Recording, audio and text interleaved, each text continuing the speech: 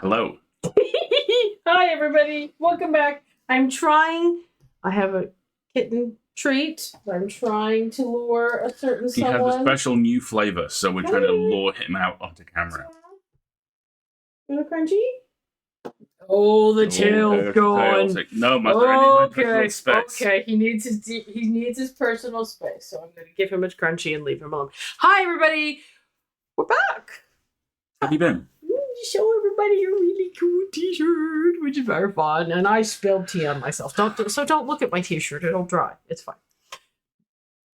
We had a little bit of lag going on earlier because apparently there's like an 8 gig download for Baldur's Gate 3 to update. And how? I don't know. Maybe there's Christmas stuff. I don't know. I expect people will let me know if there's anything incredibly cool that I need to log in and look at. But I haven't played that game in some considerable time, and I'm unlikely to play that game again in some. I know there is a fan-built full campaign on the way. A fan-built campaign? What does it involve? I think it's magic stones on the other side of Faerun. As long as there's the same companions, that's all I care about. But the thing that I want, the companions and the voice acting, not going to be there. So. Unfortunately, unlikely to be as enjoyable. Hi, everybody. How are you? Hey, folks. How have we been? It's nice to be back. It's nice to be home with Twiglets. Yeah. And it's nice to see friends. I'm not sure if people saw the photo. Much fun. This was the Stella Firma live show, which was a huge joy.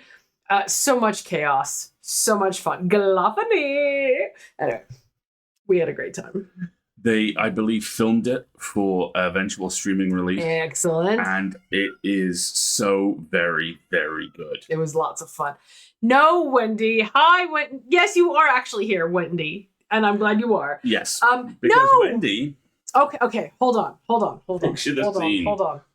So, we go away for a week-ish. And our dear beloved friends, Wendy and Ducky, stay at the house for a couple of days. And one of the things Wendy was doing was crocheting little pumpkins to take with her on her many travels and to leave with friends. Wendy hid 17 of these things in our house. These are the 16 of them that we've found. 15, because one of them is Twiglet's new favorite soccer ball. Which has, of course, temporarily gone missing. Right. But Wendy says that there is one left somewhere in the house that we haven't found yet. Oh my gosh. The lad is being quite the lad, as you can tell. And look, they're little teeny tiny ones. And I put them on the bottom, so I have to dig. Excuse me. And big, gigantic ones. And they are wonderful and lovely. But apparently there's one left. And I don't know where it is, Wendy. I don't know where it is. I'm like, you have me paranoid that, like, it's hidden in a location where a person should check on a regular basis, and I just haven't. I do love puzzles. Yes, see? Look at my own little personal fetch quest. I adore it. I already have a friend. I'm going to send a couple to them to be a new home, which sounds great. But no, Wendy, I have no idea where it is. If it's somewhere like important that a responsible adult is supposed to check on a regular basis and I haven't, I'm going to die of embarrassment. So just be aware of that fact. We've opened drawers and cabinets and boxes and the whole 9 yards. You'll find it eventually, I'm sure. Hints available upon request. Well, here's my question, Wendy. Do you want to give me a hint so that I can figure it out and go do it right now? Or do you want me to text you at 2 a.m, 3 months from now, when I stumble upon this thing and curse your name to the heavens? So, it's your choice. Yeah, yes, Twiglet is so sad. We only played with him for 2 hours today, the poor thing. If I may briefly sidebar. Okay. Twiglet's current favorite play spot is the downstairs shower. And still? And that's been closed for a long time. We realized it's been closed. So we opened it, and he immediately went in there. What you heard just now was him standing in the downstairs shower yelling for me to come play with him, except it wasn't It was him standing in the downstairs shower, politely informing me that none of his toys are in there, and perhaps I might want to do something about that. I did move them just yesterday when I closed the door because he wasn't going in there. And now he's like, excuse me, you messed up my playroom.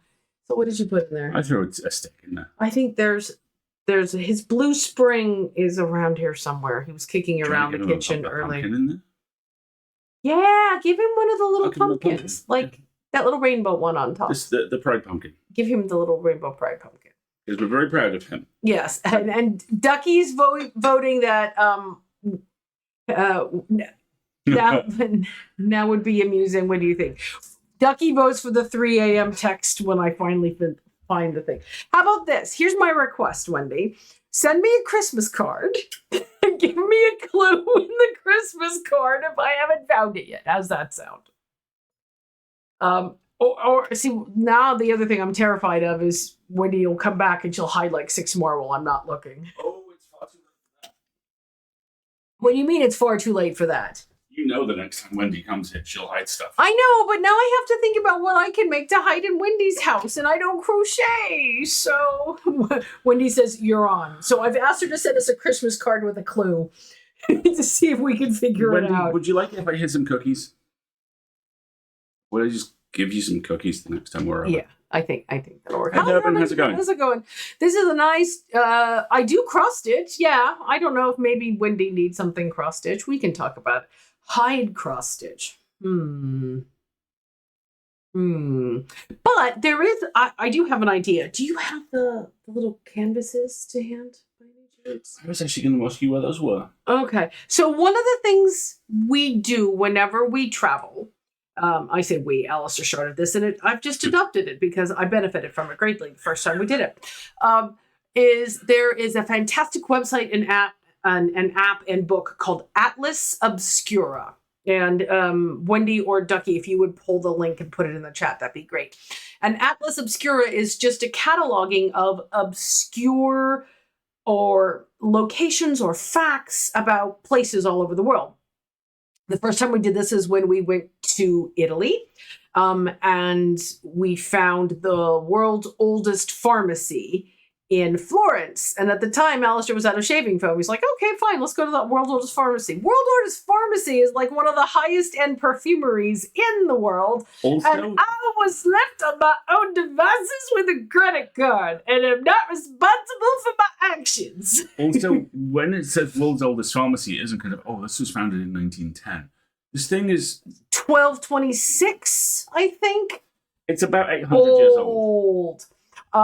Yeah, there's also a food version called Gastro Obscura. Where I learned about the death cheese. Where you learned about death cheese. But we're not talking about death cheese. Not tonight. I am on my iPad with a horrible interface and also off to bed soon, so Ducky's in charge. Fantastic. Yes, but now I do smell great. Yes, I do. I had 2 purchases. And Alistair actually bought some shaving foam as well while we were there.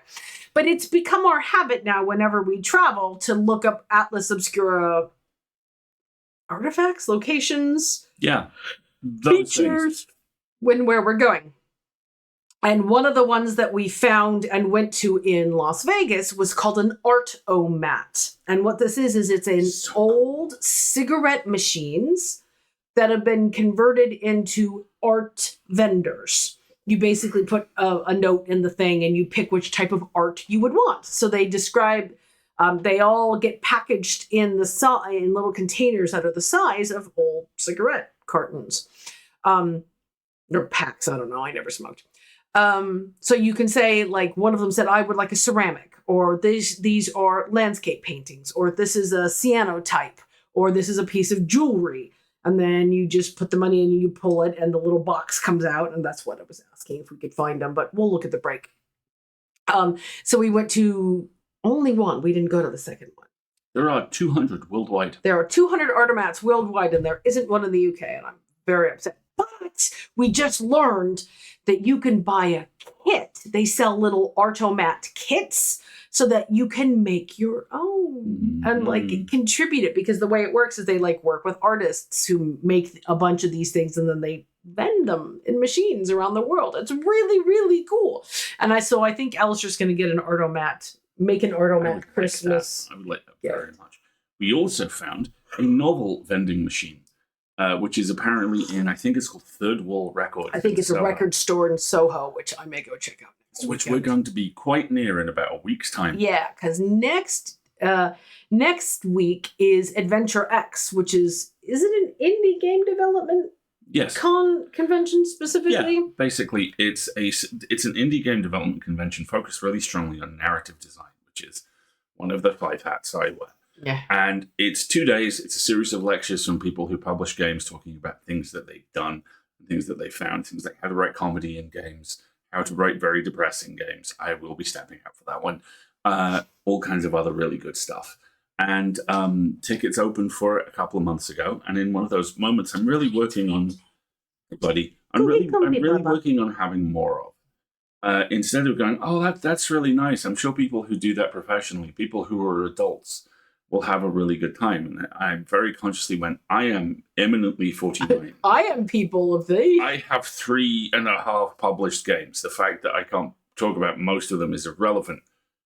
I can afford this. I should go. So I am. So he's going. And I'm going to go have a weekend in London. And I've already booked a Japanese head spa. And I'm going to a stationery store. And again, I may be left alone with a credit card and not responsible for my actions. And that sounds lovely to me. Hi, Twiglet. Bye, Twiglet. Baba, come on. Hobbs, come on, man. He'll be back. Don't worry about it. But one of those, Soho was quite... But Soho was on the way to that location. So... we may go check it out. We had a really nice time. We had a in wonderful Vegas. time. It was really good. The weather was so nice and sunny and dry, and my hair looked amazing. And then I get back, and it's all frizzy, and there's nothing I can do about it. But, such is life. We went to the Dimension 20 show, which was a great time. We went to the fan meetup ahead of time. Which was supposed to be this small little, hey, a bunch of people want to show off their cosplays, and 350 people crammed into the upper floor of the Hard Rock Cafe. It was like a very nice riot. It was really nice. It was lots of fun. I didn't bring them, but they do the whole fandom make bracelets and give them away thing, and I got several. We got some... obviously, being based in Vegas, there was a lot of poker chip themed stuff, which was cool. We had a lovely time. The show was amazing. We saw Penn and Teller while we were there. Also amazing. 50th anniversary. 5 decades. 50th anniversary of them doing magic stage the year magic. after I was born. Oh my god! I know. Don't do math like that. And then we also went to Tournament of Kings, which was hilarious. Which was medieval times and swords and jousting and horses. And we cheered for evil, and they didn't let evil win, and we were very upset. Did you know? It was Halloween, and they didn't let evil win! Did you know the Knights of the Round Table were actually the kings of not quite established at that point countries? Along with, of course, famous fictional character, Good Prince Christopher, King Arthur's son. Christopher, the son of Christ. Okay, let's just... historical accuracy, never met him. It was fun. We ate bad chicken and cheered so loud my voice gave out. It was fabulous. The 2 worst meals we had were both in the Excalibur, and I feel like that's indicative. Oh, yeah. Okay. I think that is indicative. Yeah. But we also then, a good friend of ours came out from LA for her birthday for the weekend, and we went to Caesar's Bacchanal Buffet, which was incredible. Oh my goodness. Like gastronomic Valhalla. Yes. They have like a whole dessert buffet that's its own thing. It's its own island. It was really It's like good. dessert island. I can't eat enough for these sorts of things to be terribly cost effective. But there were snow crab legs, and I comported myself like a little otter. Exactly. We had a lovely time. And then we came back and we had a couple of days. And then we went to the Stella Firma live show, which was wonderfully chaotic, incarnate. It was so freaking Tim good. and Ben had such a cool time. And I don't know the actress who plays Hartro. I'm not Jenny Hafeck, familiar with them. Who is just Jenny and Imogen Harris as Imogen I mean, it's not one of those casts where you can go, well, this is the person doing all the work. 'Cause they're all working their asses off all the fucking It time. was so much fun. But Imogen had maybe 5 lines and owned the room with all 5 of them. And looked amazing and had glow in the dark, like had light fibers on their clothing and a really cool like rhinestoned gun. I'm like, yeah, you have the best job. You have the best job in this show. It was amazing. And they had a thing, and this the box of no bonsai, the foot. The goddamn foot. Bonsai, it was so fucking good to see you. Yeah. It was really cool. We saw lots of friends, including Miri all the way from Australia, which was great. And the image I was showing you at the top. All these lovely people. We had so much fun. And also, I need to feel very, very smug about something. Because Alistair got mobbed, pretty much. And, Michael Bow was there as well. He did not used to be that tall. He's always been that tall. When I hug Mike, like, the top of my head comes up to the middle of his chest. He is so tall. But Mike was there, and Martin was there, and there were a bunch of, like, Magnus alums and all these wonderful people going, I'm like, yes, it is. Go ask him. He has things for you to sign. At one point, I was talking to someone, and Marguerite tapped me on the shoulder and went, my darling, you have a line. Yes. And there were 5 people queued in front of me. And then they turned on the fog, so I made him stand in the fog and sign cards. It was a whole lot of fun. It was wonderful. We had a great time. Got to see lots of people and give lots of hugs and laugh our asses off. Also, and this is not a spoiler for the show, there is a moment about half an hour in where, because in one of those moments that you can hear in Tim Meredith's voice, the promo for it said, and Drexel Geistman will be doing crowd work.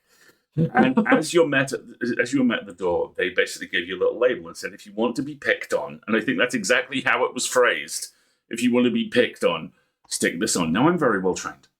I've been to enough stage magician shows at this point to know I'm not to be left by myself and I'm to sign nothing. Penn and Teller had this whole thing with, just fill out this form up front. And Marguerite just looked at me and went, no. No.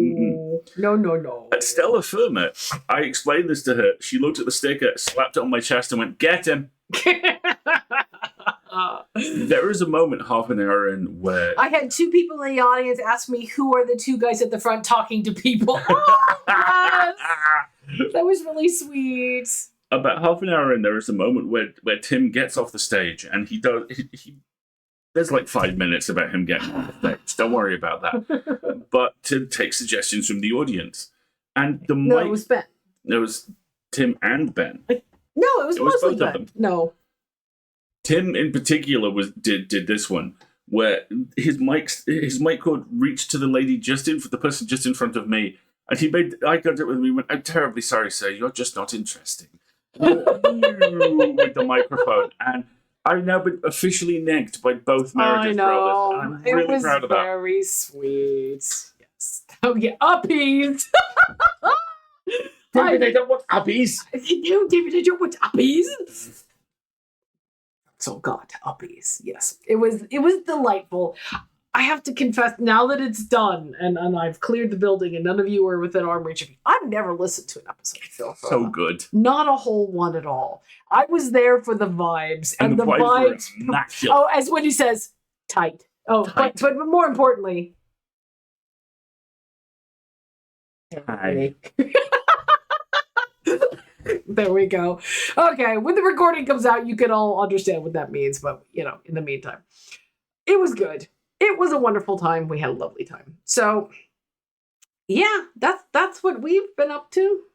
Yeah, it's been really nice. And now we are back. And so the learning curve is this. Yeah, and it's raining. The last couple of days have been about 11 seconds long. Right, and so we have this weekend to kind of combobulate, and by which I mean do different work. But we did go see Predator Badlands last night. Predator Badlands was delightful. You will believe a 7-foot-tall, crab-mouthed alien hunter can be just a little guy who's trying his best. It is. Predator is just a little guy trying his best energy. It's so sweet. The actor playing the lead Predator, is so good and does so much with his eyebrows. Yeah, whole lot of really good physical comedy. There's a whole bunch of moments where he kind of learns something about the environment, and it's usually something really horrible and dangerous. And if he survives it, he has this tick where he just kind of goes, and you can see him going, useful, filing that for later. Yes, exactly. Greg saw it today and says it was, quote, surprisingly good. It is. It's lots of fun. All three Dan Trachtenberg. It is a popcorn movie. It's delightful. All three Dan Trachtenberg Predator movies, Prey, Killer of Killers, and Badlands, are a really good time. Yeah. And they all just completely, cap on Wayland Tutani is, nope, you're an evil corporation and I feel no remorse. I'm also a solid... good. Nice. I'm also 90% certain that the Trachtenberg movies are quietly a trilogy. That is a fabulous photo. Well done, Kiwi. Oh my God. Well done. Oh my goodness, those boys. Such a delight. So, yeah, we now have to remember what it is we do on these streams. Oh, that's easy. One of these days we're four things on this show. Really, one of these days we're going to go back to having a solid intro. We'll work on it. We actually talked about that a lot while we were away. We really admire stuff like the very tight intro that Dimension 20 has. Yeah. We're listening to a lot of NADPOD at the moment, which is hilarious, and that has a script. No, Willie, no, Willie, stop. Anyway. That has a very, very kind of structured but also loose intro. And we're playing around with stuff a little bit. Exactly. But more importantly than the intro, observe the land. We have new emojis. We have new Twiglet emojis for you to play with. It is the little lad. They were made. I do not have the individual's name. I feel we horrible. will put that in the credits for the next episode. I'm just going to keep talking right now. You keep talking. I did not pull up their name. I haven't updated the credits. That's terrible of me. Here we are. We're doing it live. Melissa Cabriglione. I think it's Melissa Cabriglione. I'm going to put their website in the chat. There we go. And yes, no, I don't have it. I gave them away. We have stickers. We have stickers made of all the Twitch emojis, which includes the new little Twiglet emoji. So if you run into us or one of the stream mods at an event, sorry folks, now you'll have to carry these with you wherever you go. Ask them for a sticker. Also, these are probably not the last Twiglet emojis. No, these are not going to be last Twiglet emojis because they gave us more spots. So, I'm going to see if maybe so good. I would love animated Twiglet emojis. Well, I love you all very much, but I started a new job today and I am tired, so I must go to bed. Good night, lovelies. Good night, Wendy. Tell me all about your new job when you get a chance. I would love to hear about it. But also, I'm sorry you started a new job and you're not a lady of leisure anymore because I miss that right now. It'll be fine. It'll be totally fine. Twig emojis. Twig emojis. Yes, very, very, very, very wonderful twig emojis, which I love. Did we show? I have so many things to show this chat, including what Wendy brought when she stayed at the house. Oh, you mean the knife? She brought Twiglet a knife. I'll get that on one of the breaks. She brought Twiglet a crocheted knife. He loves it. He uses it daily. He carries it around the house at his bath. She's armed, my precious son. It's adorable. But yes, now his Untitled Goose Game cosplay is complete. Peace was never an option. Peace was never an option. Welcome to the chat, Eli. It's nice to see you. Good or is that El Maison? I'm not sure. Welcome. And with that, so what do we... Okay, I'm trying to focus. We do many things on the stream. This is the first of which is the opening. And then... We talk about the cat, but that's kind of already covered. I mean, the cat is the opening bullshit, so yes. 3 is the game.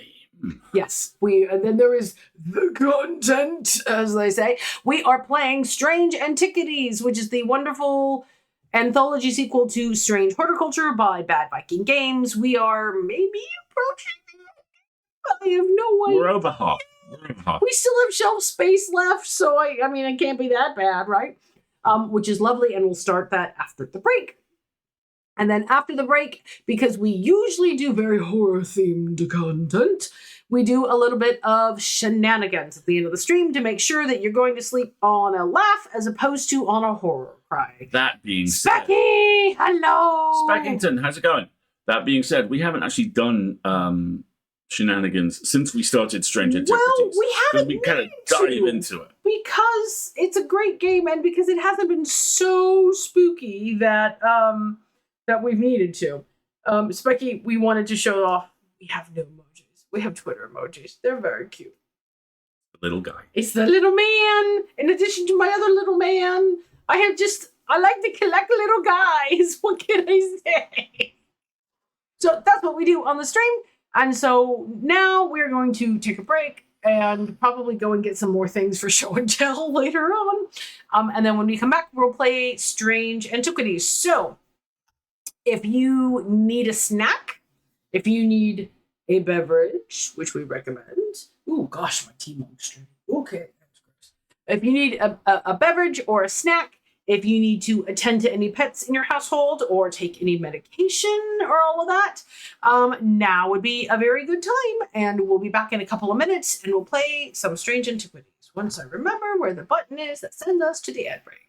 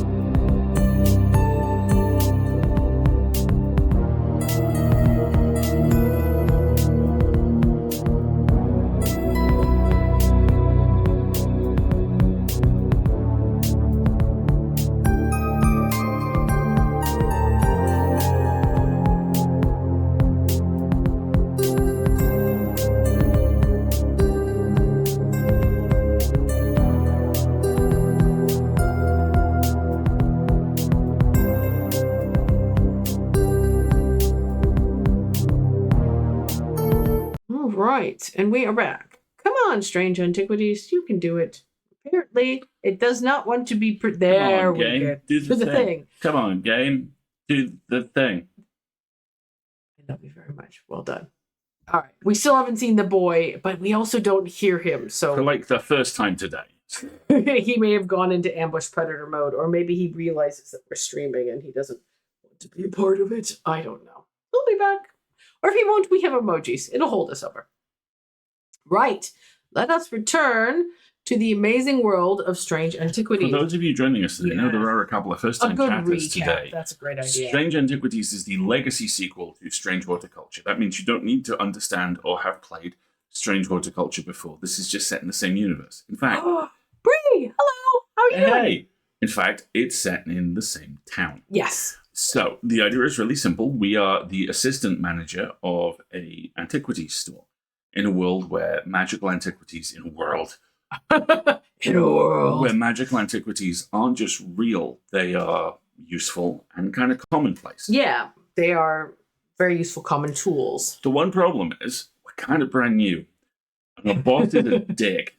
And gone. And gone. So nothing is labeled.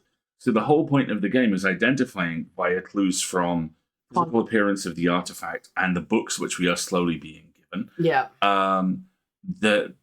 What things are. There are some content notes for this game.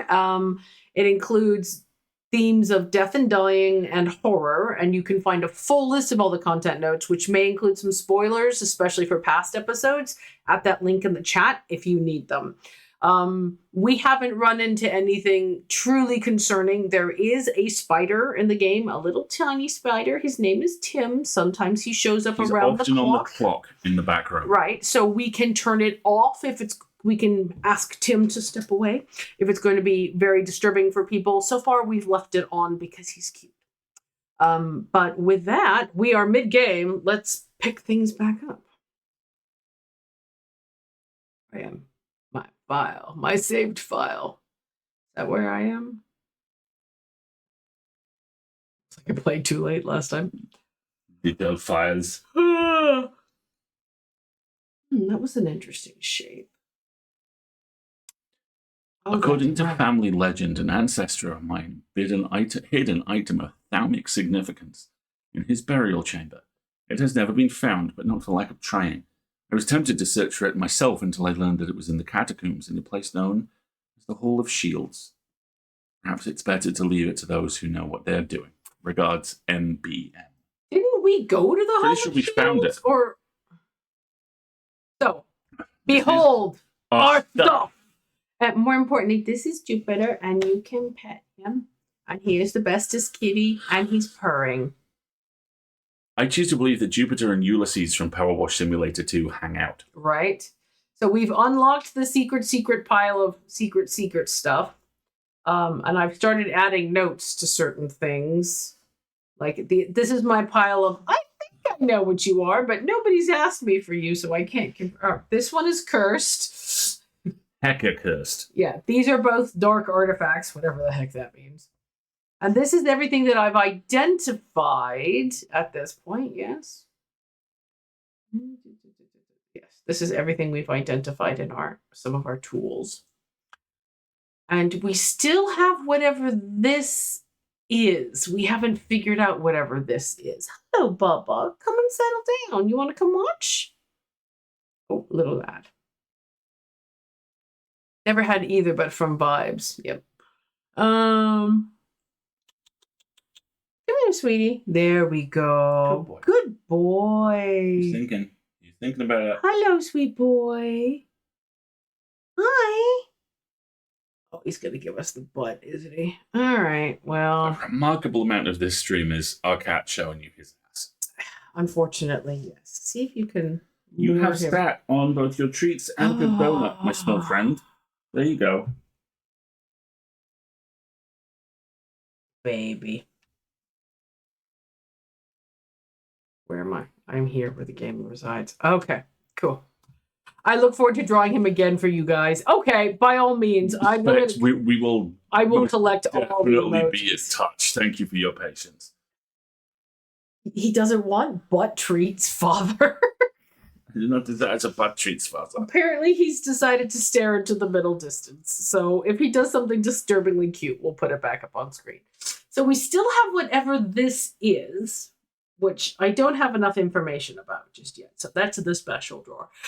God fucking damn it. It's my fault. So this is Hall of Shields. I could have swore we had gone to the Hall of Shields. Sure we done this one. Sure we done this one. Maybe it restarted. Well, let's go back to the Hall of Shields. This sure looks like a Hall of Shields. As I descend further into the catacombs, a strange sensation comes over me. It is not fear, though fear is mixed in with it. With cold clarity, though, I know at once which it is. I have entered an area known as the Depths, a place where few have been, and fewer have returned. Not even Paliants can clear the air here and render it safe to breathe, but there is a way. There is a way. Slate miners inhale the vapors produced by a spirit called a wandering shroud. They say it invigorates their senses and stays the mind drop that would otherwise consume them. It would be dangerous to continue exploring down here without following that lead. So I need whatever a wandering shroud is. Hello, big strange book of artifacts. Atlas Obscura. Yes. Okay. Wandering shroud is not listed.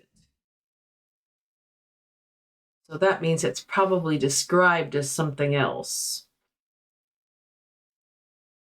Maybe it's in the index? Wandering Shroud is either a shield charm or a spirit vault. Okay. Shield charm. Generic charms of protection have little to offer the skilled thaumaturge, but can have some small effect. An Oshadic spirit or a wandering shroud will not abide them, for example. Well, that doesn't help.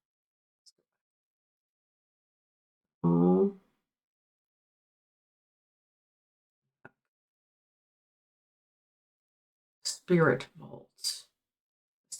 Spirit Vault, also known as a fetid chamber, is a receptacle used to store a wandering shroud. So we need to find a spirit vault. I'm fairly certain. And we have. Look, it's ticked. We got one.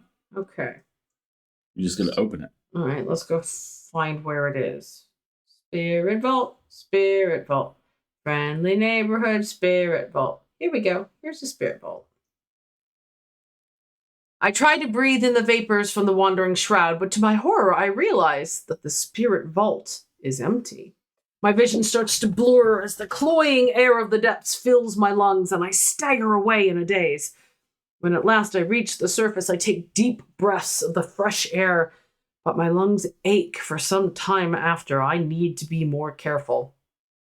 I've written to Barton Potter. He will know where to find a wandering shroud. So we just found a plot essential item if we're not allowed to get to it quite yet. Barton Potter. Who is Barton Potter? Wasn't Barton Potter the swashbuckling artifact hunter asshole? This guy. Barton Potter, the relic hunter. Okay. He's one of the few who have ventured into the depths of the catacombs and lived to tell the tale. And tell the tale he does, at the slightest provocation. All right, so fine. So this, for now, is a dead end. We can't do anything with that just this moment. All right, so back into the drawer you go. Now, the other thing that we have that we can't do anything quite with yet is this. Object made from silver, something, a diurnic field. Still don't have enough information about that. All right, let us see to customers then. Which means I have to pet the cat again. Well, I've pet the cat. There we go. And then what is this? Other than horrible. Oh, that's right.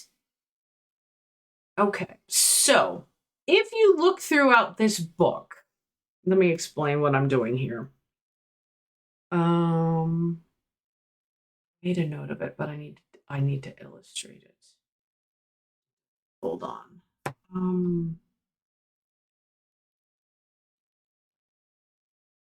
3 of these pages have this little X in the corner, and I don't know what they do. But of those 3 objects, it's the Babelia, the Oxford Spire, and the Thalmic Needle. I have the Oxford Spire, and the Thalmic Needle, but I don't have a Babelia identified yet. Once I do, this is the other thing that I have 3 of, which are the pressure plates in the shop, which unlock secret areas. So once I find whatever this is,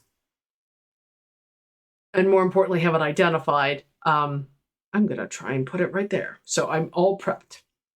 So, Audrey Bell. The people are afraid, and they're right to be, but it's too late for them.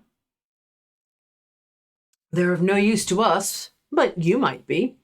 Prove yourself, and perhaps Holgar will deem you worth saving. Thanks. I require an object to steady my restless congregation and remind them why I am the one to lead us through this turbulent time. They respect strength and power above all else. So I can either give her Morgan's Folly. Ooh, that was fun. I didn't realize I had a zoom feature. Or Fortinance. All right. Well, let's take a look. Fortinance. A Fortinance can enhance physical strength or restore strength that has been sapped, whether by exertion or by hex. They're made of stone or iron and usually take the form of a small totem. Okay, and the other one's called Morgan's Folly. A folly symbol can be revealed to induce a trance-like state in anyone who casts their eye upon it, making them open to suggestibility. Precaution should be taken against unwittingly looking upon the hidden symbol for too long. I'm not giving her that. So I was going to say, I don't think we give Mrs. Jonestown there the mind control. No, I think I will give her the, okay, you want to be strong? I can give you something to make you strong. They're made of stone or iron and take the form of a small totem. Stone or iron. All right, what's the symbol for strength? This little person-shaped symbol. So let's look for something that's stone or iron with the strength symbol on it. That's my guess. Okay, what's... we mean like this? Well, that was easy. All right, you are made of stone with gold. Nothing to remark. Nothing to remark. I think, and it said, takes the form of a small totem. So that seems right to me. You don't have much that isn't identified at this particular time, which is nice, honestly.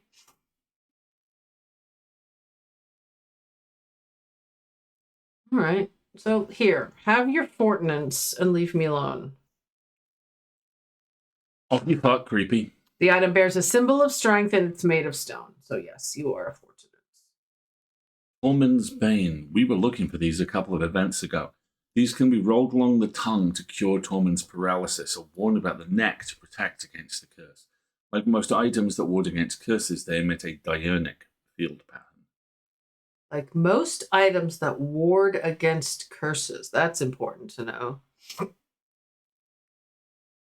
They emit a diurnic field pattern. These can be rolled along the tongue.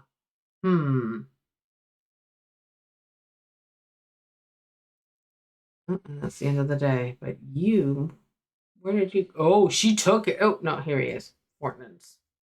You get to go on the shelf of identified objects like a big boy.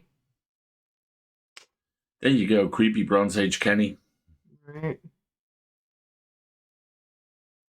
Creepy cursed things. I keep them out of sight. All right. Oh, good to know my methodology is still working.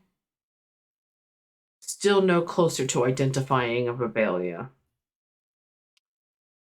Okay. Shall we? Mm-hmm. We end the day.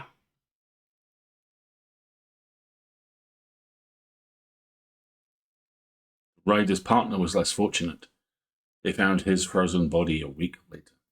So how about a recap for those who are... Let's do them. Let's do them all. The black mare thundered through the icy rain, shining wet in the silver moonlight. The cloaked rider was exhausted, cold, and soaked to the bone. He knew he would not survive the night if he did not reach Back Barrow. A deep pain radiated down the side of the rider's head where he had sliced himself with the diverging hook. His thoughts were scattered and torn. He could not see out of his left eye. This is the adventure seeker, isn't it? I think it might be. 2 days earlier, the rider and his fellow adventurer were deep underground, exploring the tunnels below the Kirkhead Tower. Yep. When they made a discovery, their elation at their find would soon turn to horror. At the end of a long passageway, after days spent clearing dangerous rockfalls, the duo came upon a chamber. In it, they found a small stone tomb, too small to contain human remains. Inside was the reason they had toiled so hard, a small black casket. A very valuable, small, black casket. They knew enough not to open it, but perhaps too little to fully understand the danger it posed. At camp that night, one of the pair had awoken with pain in his left eye. He was alert to the threat at once, recognizing two things at the same time. One, a part of his mind was not his own, and two, the casket wanted to be opened. He knew what he had to do. Without hesitating, he took hold of his diverging hook and used it to cut away the infected part of his mind before it could spread and consume him entirely. As his mind roiled in confusion, he watched through the remaining good eye as his partner lunged toward the satchel that contained the casket. To his horror, he saw that his partner's eyes were black. He tried to use the diverging hook on his partner as he had done on himself.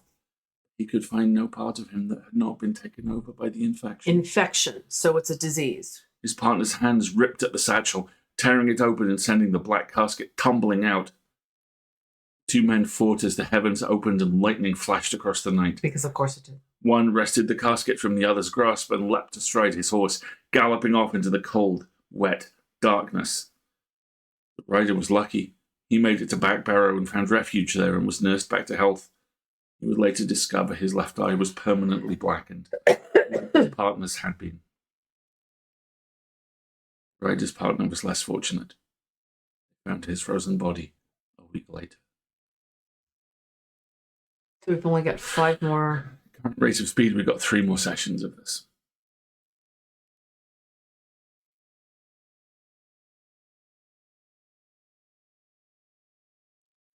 Filigree mirror. I was thinking. Green Man. Okay. I am marked by Jupiter. So the cat.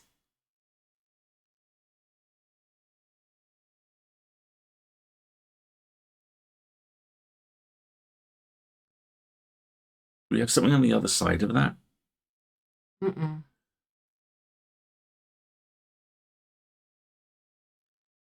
The moustache and shape is very distinctive. Do we have anything that maps onto that? Well, let's go check the maps. We see any paw prints on anything? The cat's name is Jupiter, so that's where my mind goes first and foremost. No. So now we have to look at the hermetic variety of Jupiter.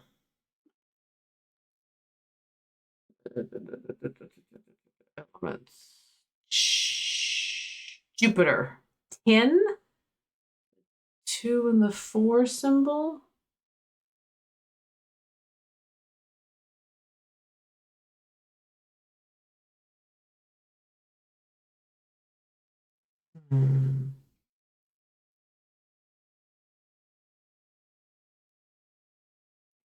Everything's been on this map so far. So here's stranger.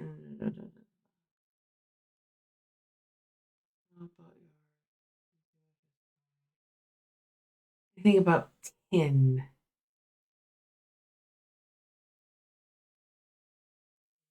By Jupiter.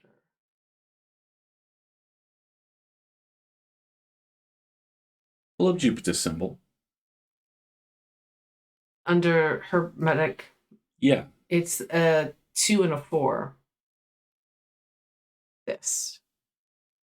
Isn't that the symbol for tin? Yes. So let's look for the symbol for tin. On the map? Try to get the smaller map. Right there. Just under the ballroom. By Jupiter. Okay. Cool. The mark of Jupiter on my map leads me to a square room on the ground floor, other than an intriguing torn note that doesn't seem to be anything of interest, until I notice that the bookshelf is mounted on a runner and can slide to one side. I push it and it glides easily, revealing a hidden recess in the wall. Oh, The other half of the note. Yes. Oh, and this. Ooh, And that spooky snaky looking little guy. Okay, well, you go on the. Let's examine it. Looks like bronze and a black gemstone. Oh, you're not going to be good. Are you cursed? Are you a doctor-fact? Good. Nothing to perception. What is your field? This is my other favorite part of the games. This new edition is we have this thalmic lens. All of the artifacts display patterns, and that is a noctic pattern.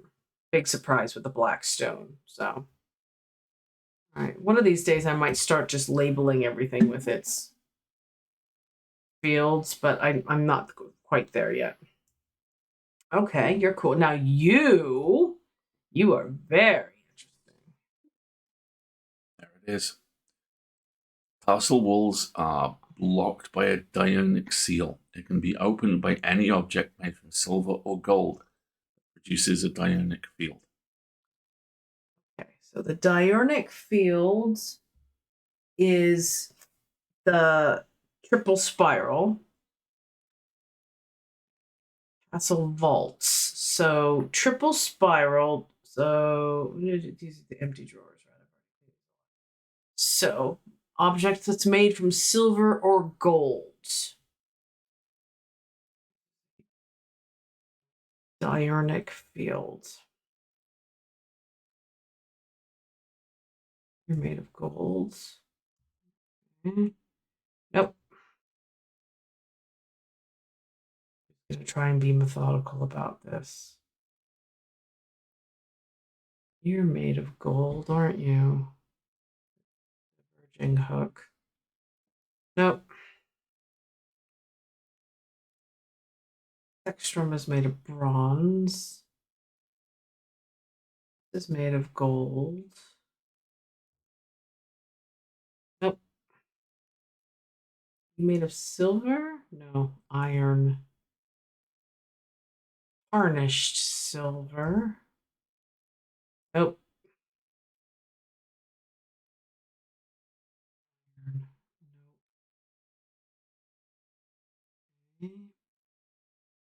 The Elvastone. That's made of silver.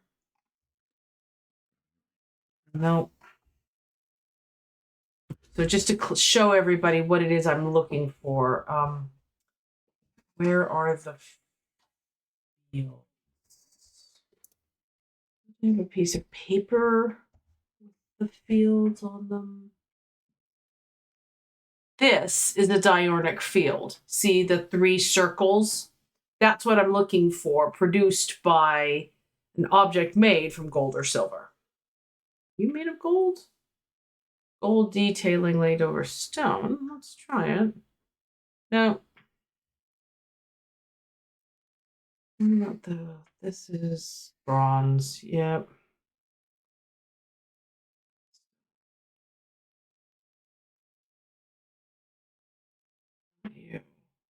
You're made of gold. You're made of gold. That's 2 spirals. That's not the diurnal. That's the dratic. Okay. You. Gold and silver. It would be really neat if it was you. Nope. 2 spirals. That's bronze. Sleep vessel. Iron and bronze. No. Probably bronze again. Yep. No. Betty. Not yet. Bronze. Whole lot of bronze. Moonstone Guardian's made of gold. And Diurnic. All right, so the Moonstone Guardian will do it. Castle Vaults, huh? Let's go to the Castle Vaults. To the vault. The vaults are blocked by a large iron door. It has no handle or keyhole, and it does not give in the slightest when I push against it. I realize that it has been thaumically sealed, but that's not much help. It's not clear what I need to open it. Yes, it is. The door slides open without a sound, as though it had been kept well oiled over the years. Behind it, I find a large natural cavern that extends into the rock beneath the castle, but somewhat disappointingly, the walls are lined with racks of whiskey bottles instead of the rows of artifacts I was picturing. Please, let me be disappointed on your behalf. When I show Edmund, he is delighted, and he spends some time examining the dusty shelves. It is not long before he makes a find that I am surprised I missed. I return to the shop with a spring in my step and a curious item that demands further study. Ooh. What are you? You have the exact same format of holes as the obelisk-looking guy. At a time. The notes.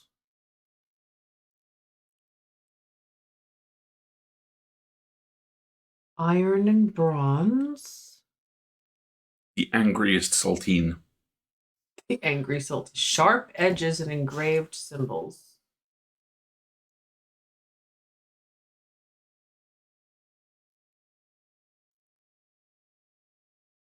The bishop's square is a simple tool of my great-great-grandfather's devising, loosely based on a briar's disc. By all accounts, he was an impressive man, but it would seem his mind began to fail him at the end. Perhaps he spent too long studying his Zia. Zia. What is a Zia? It's something I thought I'd found. You just flashed up there real quick. Yeah, it's a question mark. He imagined invisible enemies coming to steal away his most prized possessions, so he began hiding them about the castle, noting their locations in a code that only he understood. Map overlay. Yeah, I agree. I just want to double check what a Zia is. Worn about the neck to place them closer to the heart, these innocent-looking items instill a sense of fear and paranoia. They can be difficult to remove. Zias are made of any single material except wood or clay. They typically have no symbol or other writing upon their surface. Okay. So if we think this has to do with the map of the castle, let's identify... Ooh, okay.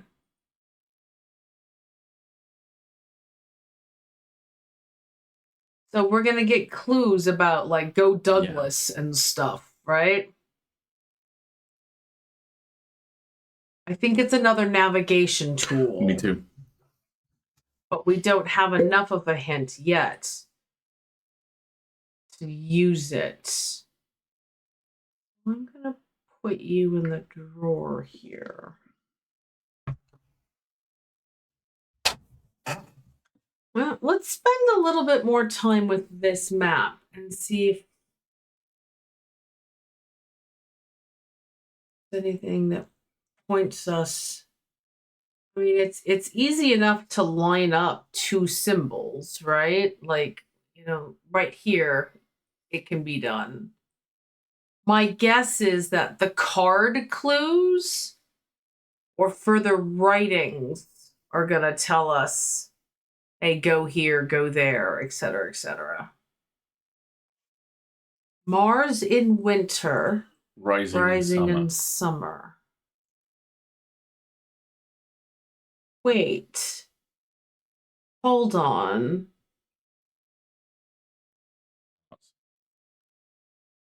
Mars is the iron symbol. Yeah. Mars in winter.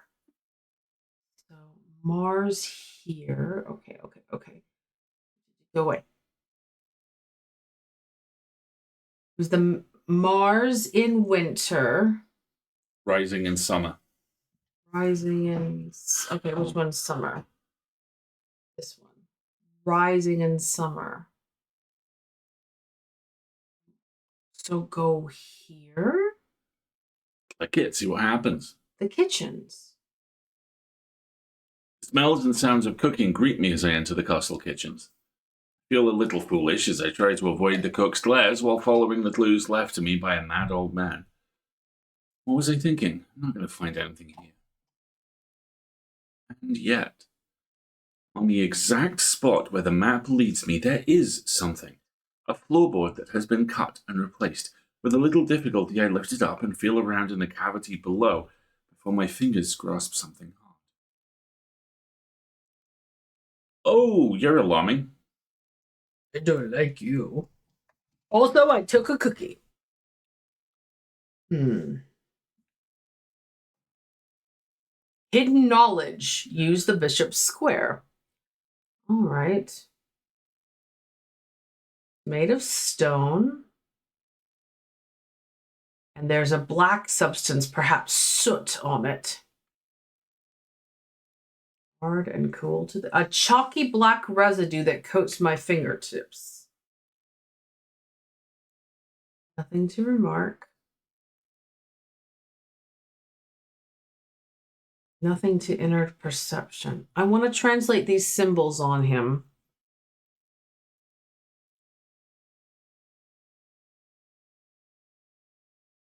I think we've finished using that piece of paper. We haven't done that yet because we need to find a wandering shade.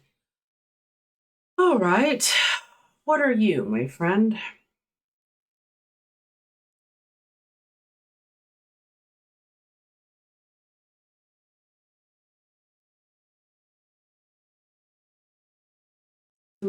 This is the symbol for ice. The middle. There's 3 symbols here. Something, ice, something.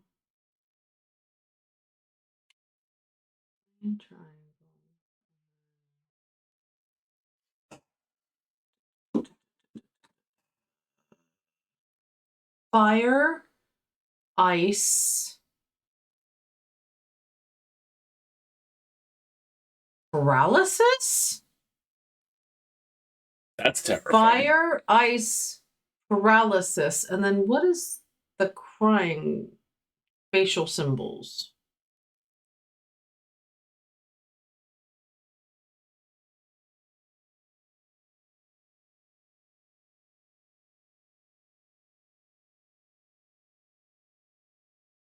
Doesn't look like the blessing symbol. Fire, ice, paralysis. All right, you go down here on the cursed You shelf. go on the bad shelf. There we go. We'll just leave you there for now. I'm going to pet the cat and go on with my day and hope I got a nice letter in the mail. No problem, Specs. Thanks for seeing. Thanks for stopping by. It's been really nice having you here. You flop.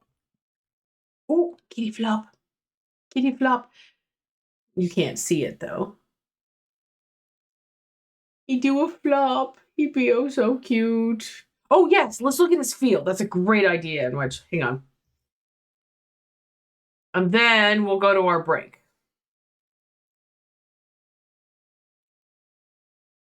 Ooh, that's the weird squiggly one. Wictic. He's in Wictic field. Interesting. Okay.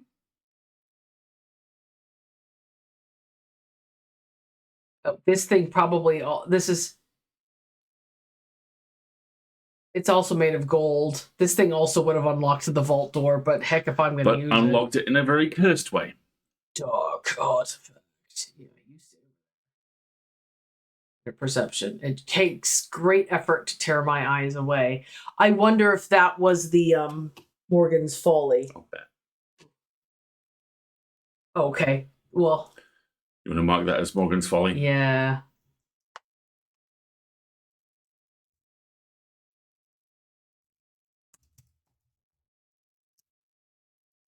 I'm glad we didn't give this to them. That would have been like, no, bad. When was the last time give the mind control ray to the bad person was a thing either of us did in a video? Exactly. All right, folks, let's take our little break. Wow, it's been an hour already. So yeah, this is the halfway point of the stream. If you have not had a little stretch and a wiggle since you've joined us, that includes me. Now is the time. Don't do that. Now is the time. Get yourself a drink or a snack. Attend to anything you need to attend to. We'll be back in about 3-ish minutes. And we will ring the doorbell and hope that the lovely postman brings us a cake. Sure.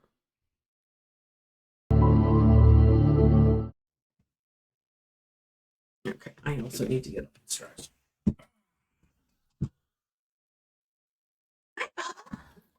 Buddy.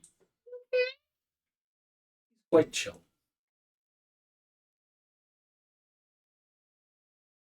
You can tell me that? No? Oh.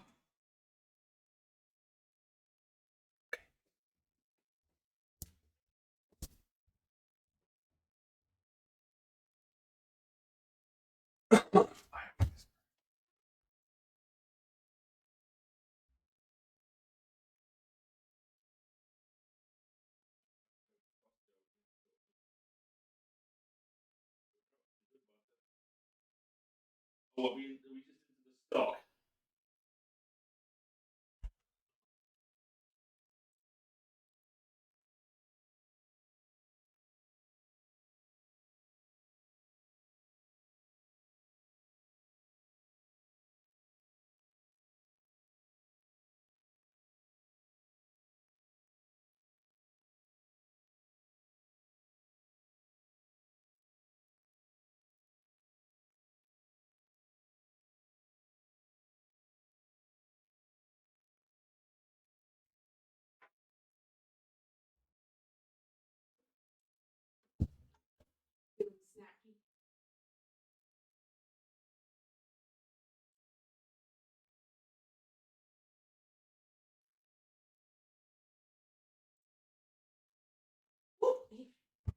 He got up.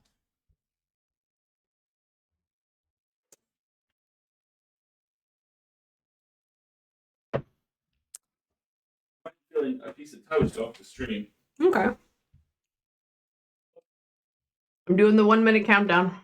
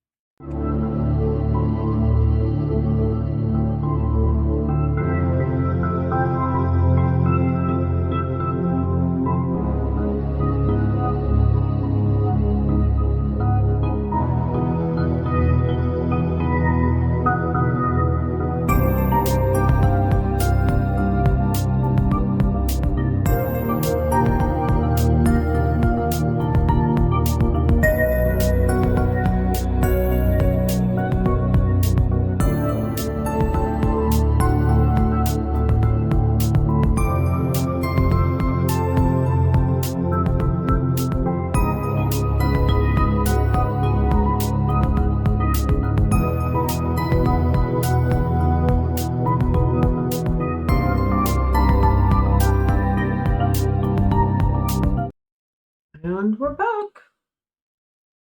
All right. At the cat. Good job, Jupiter. James Herschel. I can't say too much, but it has fallen to me to carry a secret that people would kill for. People have killed for. A lot of weight to carry around on my head, and it is getting harder to bear, especially around certain family members.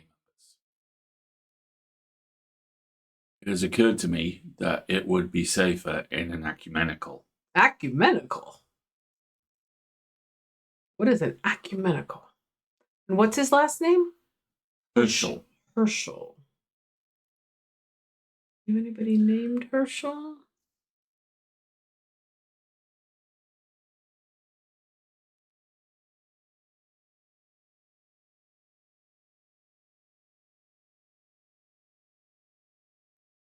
Nope. Okay. Ecumenical. That's the wrong book, Marguerite.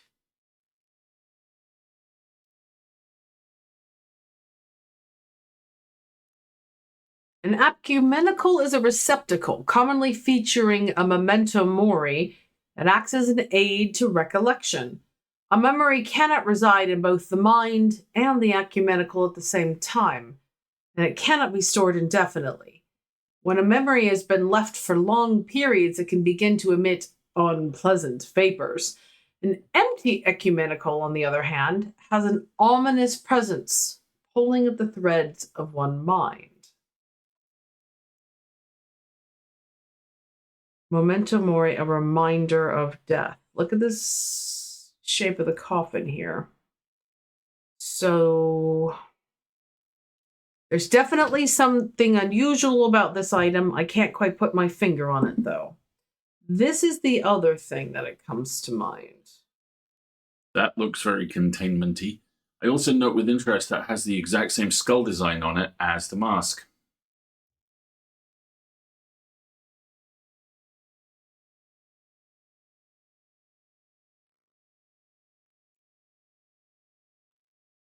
It talks about the mind a lot. Why don't we leave you there for now? Like, I wonder if that's connected to the mask we're fairly certain goes on Jupiter. This? No. The other one. That one. That is a Holgen Grimm. We've already identified it. It's the same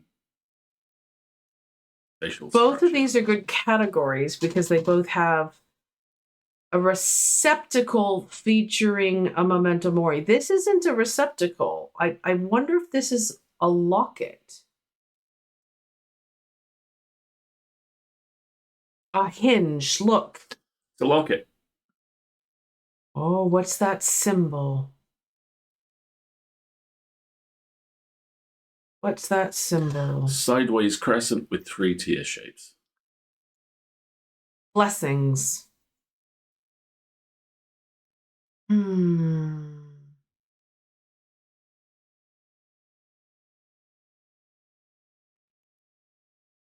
Don't know if blessings is necessarily what I'm thinking about.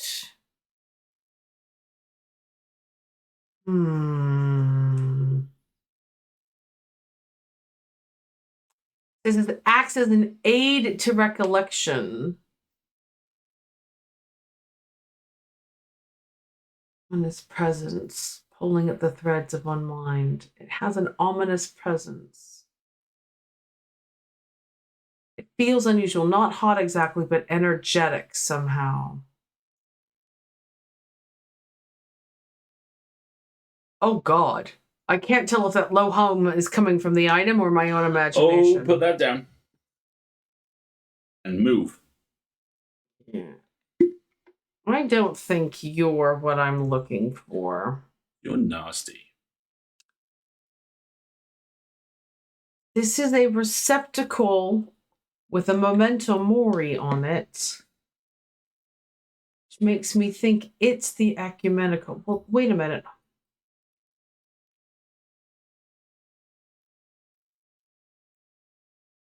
This is also a hinge. What's that symbol? Let's find out what that symbol is.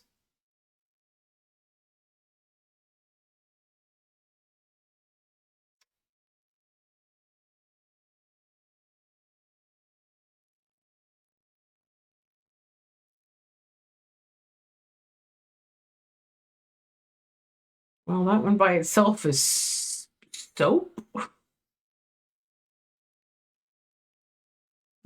We've had at least one incident before of a symbol being presented upside down Hypnosis, to mean something maybe? else. Yeah.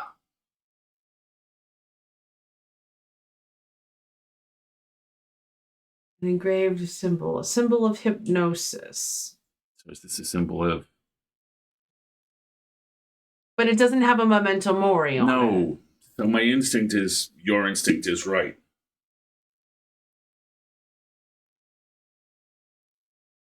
And this is a symbol of paralysis. We looked that up before.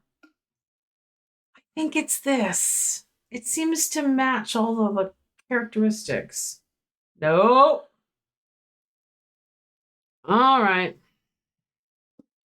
I'm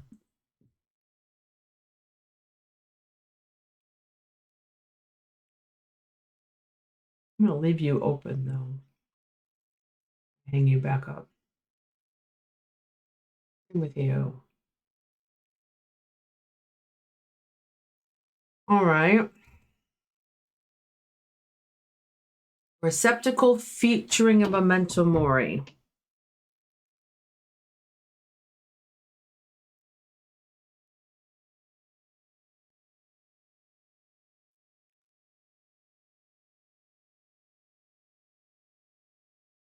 This has a skull on it.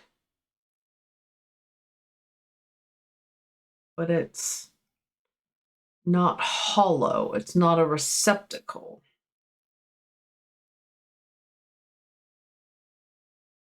Drained of energy as I handle this object. So I'm not going to have smells of linseed. Okay. It's crossed grooves.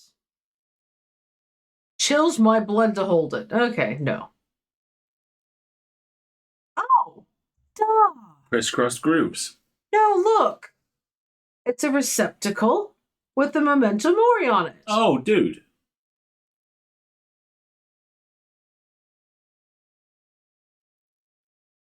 It does say I get an uncomfortable sensation. Yeah, but that's it.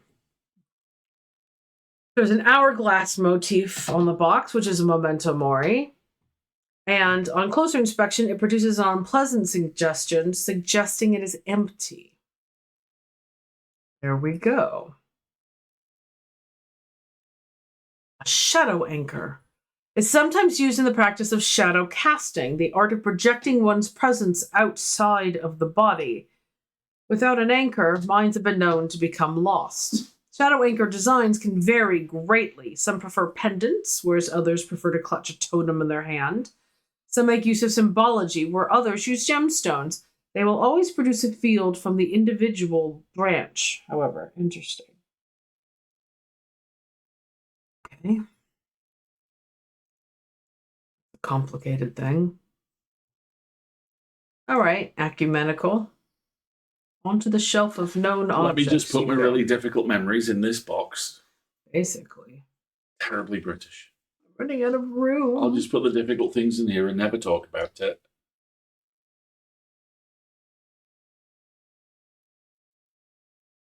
Okay.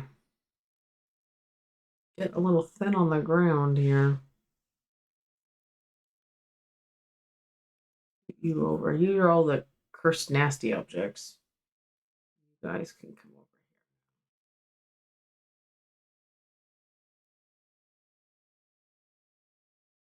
here. You are also cursed nasty objects. You can go up here. Yeah, you can go in the fucking corner. You are all cursed nasty. Cursed nasty objects. Okay.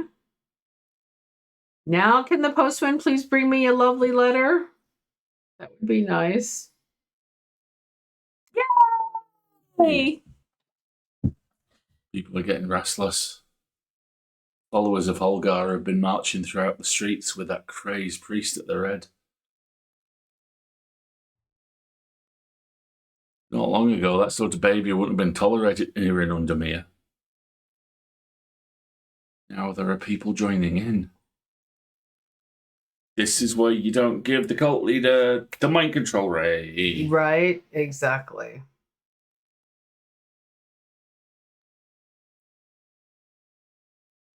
And now here's a lovely invitation to tea. In answer to your question, yes, it is possible to capture a wandering shroud. To the north of town, if you follow the little stream up through the woods, you will come out on a hilltop that was clearly of some ancient significance. It is not uncommon to see wandering shrouds there. Be patient, be still, and they will come. Your Great. friend, Barton.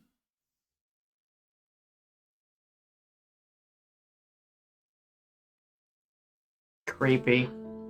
Oops, sorry, the game audio just kicked in. Let me turn that down. Okay. North of town, if you follow the little stream up through the woods to a hilltop. Okay. North of town.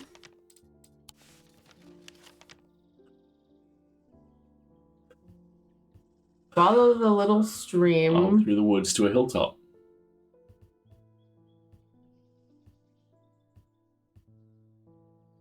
That presumably stands a lonely goat herd. Maybe this place called the Barrows? Perhaps the place called the Barrows, yes. After a pleasant walk along the beck, I reach a series of grassy mounds. Barrows. Whoever is buried in them must have been important in their time. If I am to collect what I have come for, I will need to be prepared. Which means I need the spirit vault. Does busting make you feel good?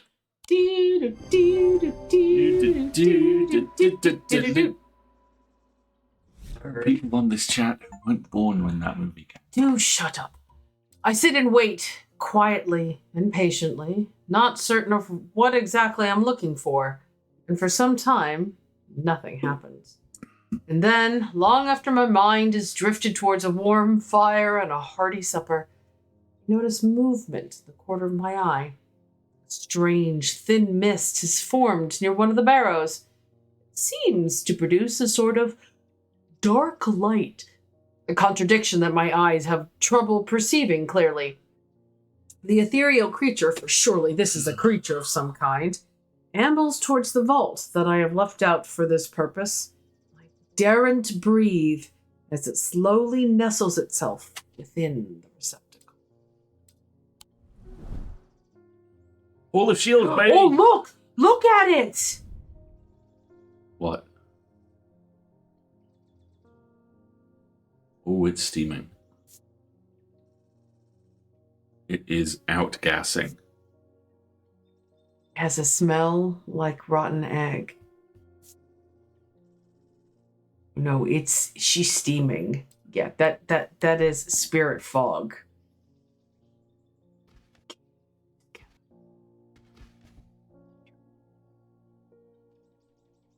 Gonna pet the cat. So now, can I go back? Oh, I should not have done that. I got to thinking after I left earlier. Transferring this secret to an ecumenical only adds an extra step. Yeah, it's safer than walking around with it in my head, but I would know where to find He it. wants the hook. What I really need is a truth conduit, so that I can deceive them into thinking I know nothing at all. I'm not sure I agree with your thinking there, my friend. Truth conduit.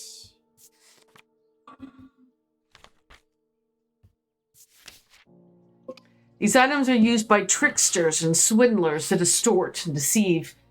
They do not warrant the designation of dark article that some want to apply to them, but they can be and are often used maliciously. The gentle sound they produce anchors the mind as the spell is woven, combining symbology with a deeper and more primal pattern. Gentle sound they produce anchors the mind.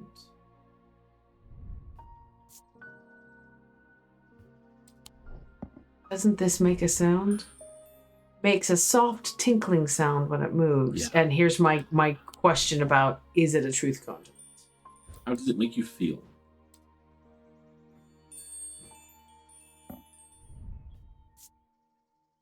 Thing to remark.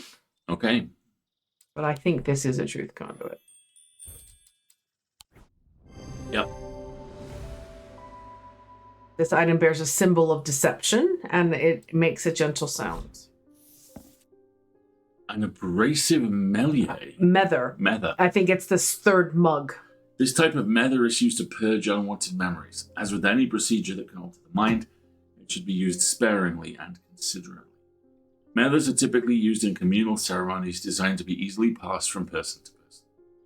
Why didn't you ask me to use this thing instead? I think this. See, these are methers. Yeah. I think this will be the abrasive mether.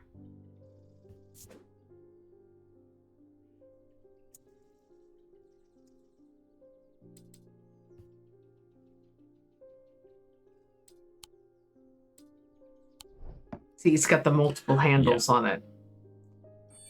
All right, truth conduit.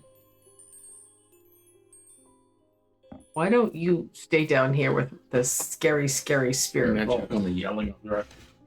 Is there yelling? There's been yelling. Oh dear, I haven't heard the yelling. Sure, the lad is expressing his displeasure that he's not currently the center of attention. Well, in the meantime, I'm going to pet the cat.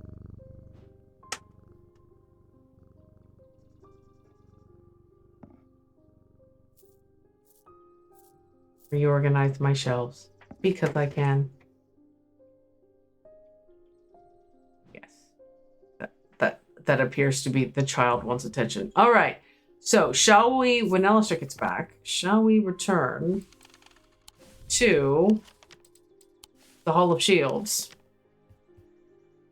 Now that we have the now that we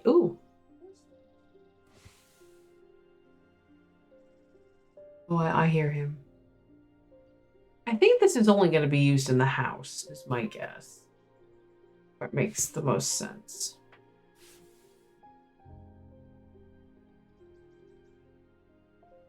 Hall of Shields is here. I'll wait for Alistair to get back.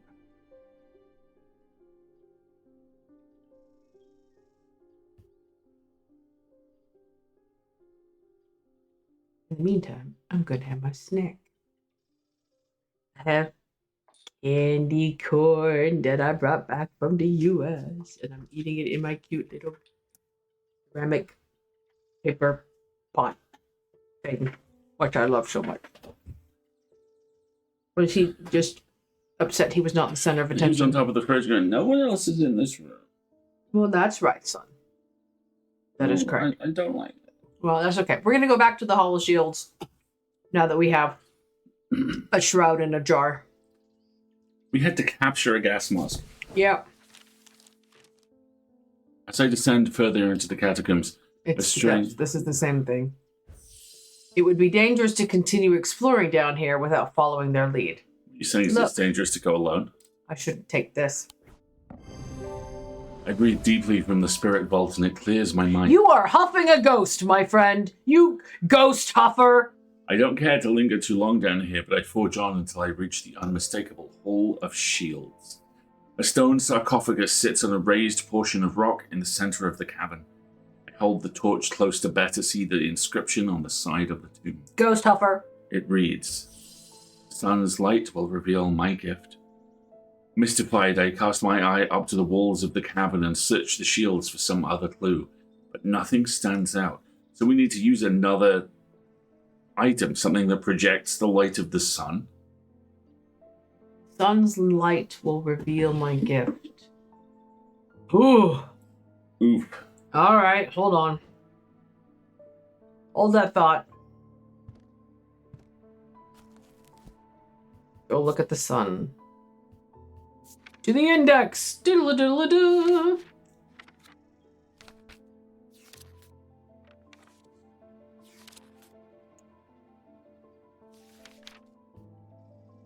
A pit or a sun bond?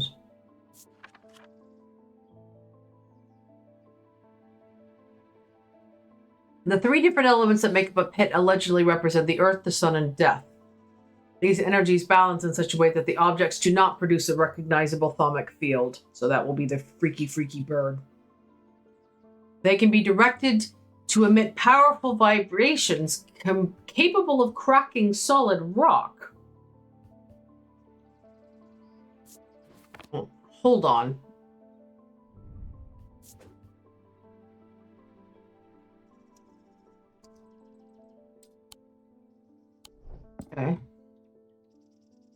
What was the other thing that references the sun? A sun bond. Hi, baby. A sun bond is small and lightweight, designed to be carried discreetly and made of non-precious metal or some kind, housing a gemstone. They carry the warmth and the light of the sun, a brightness that can pierce the darkest gloom. So we have a sun bond. Let's find it.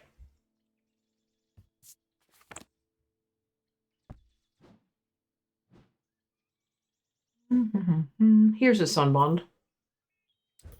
Let's try this. The sun bond banishes the darkness in an instant, half blinding my gloom-adjusted eyes and bringing summer's warmth to the cold cavern. Blinking and squinting, I notice that one of the shields in particular is glowing in the bright light. Ooh. I reach up and pull the shield down to reveal a small cavity hewn into the rock behind it. Inside is a blood-red urn. I'm sure that's not spooky. Oh, come on. My God. Come on, man. Creepy, creepy, creepy. I don't like how it just drops into the room. Red clay. Its eyes appear to be small green gemstones.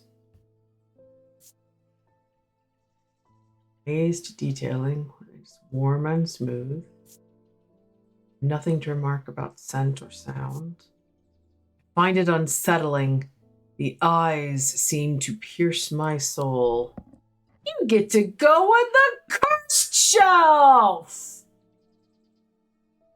Creepy, creepy. Unfortunately, I have too many unidentified objects still to just be able to guess what it is.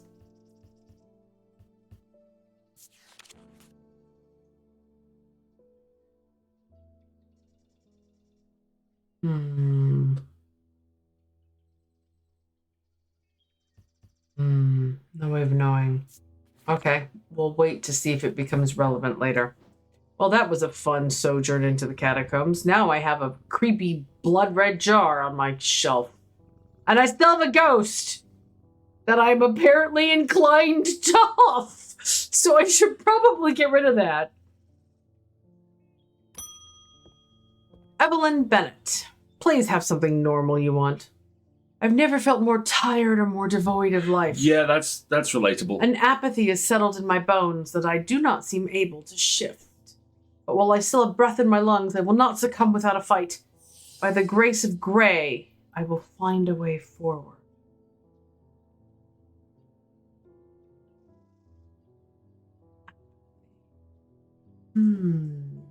Grace of Grey.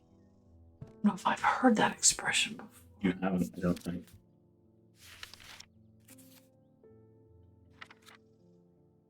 I wonder if she's cursed. Let's check the curses.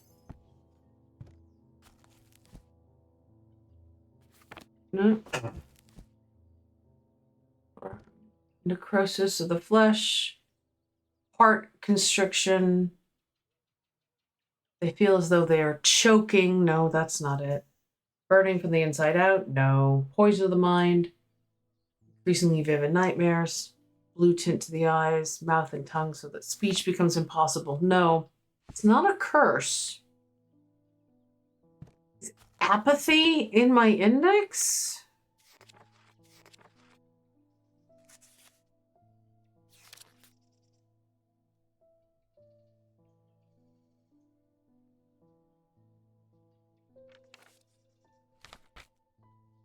There's nothing about Grey. What joy.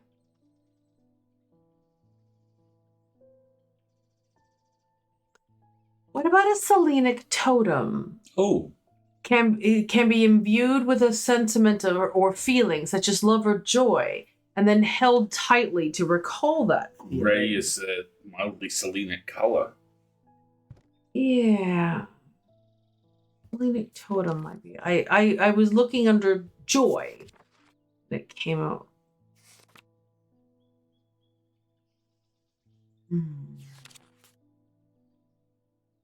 Feeling. Okay.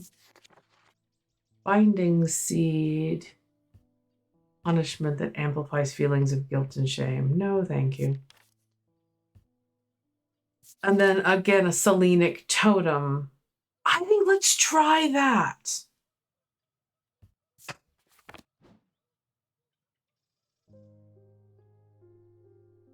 Apathy is okay. Where's the Selenic?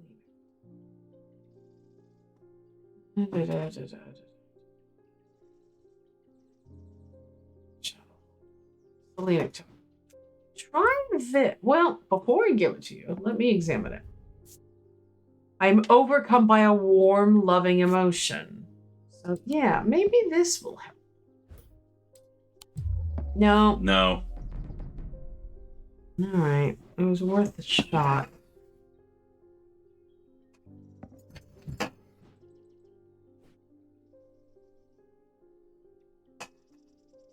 Her eyes aren't blue. Tired and devoid of life.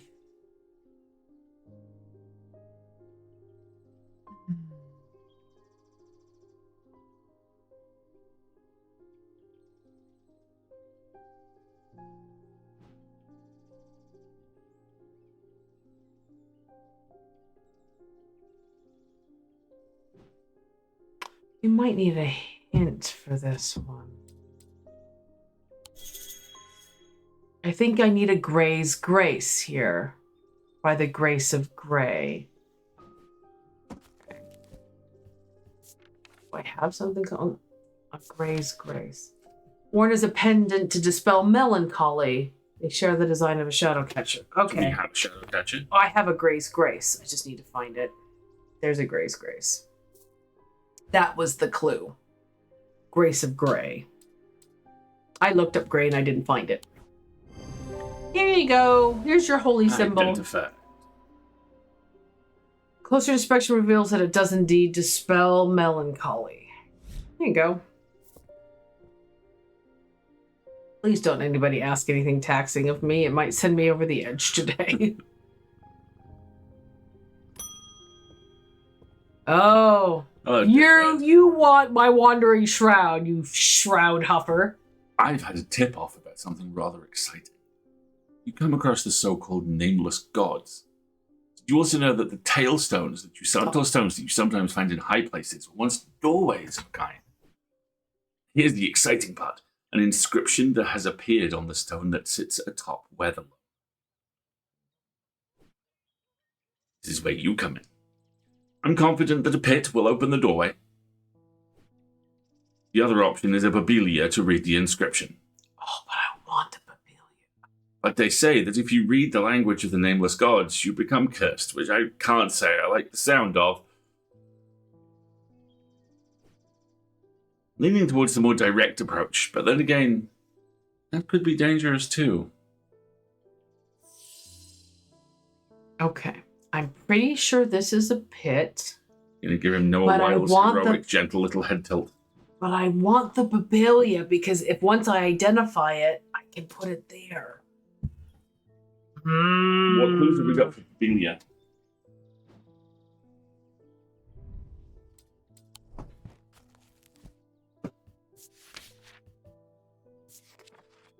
The meaning of the unusual markings on a Babelia is not clear. They resemble a mentic field pattern. Mentic is the four-leaf clovery shape.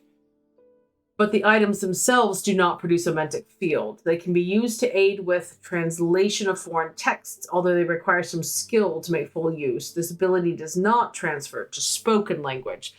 So it's safe for him to use a Babelia because, well, I say safe. They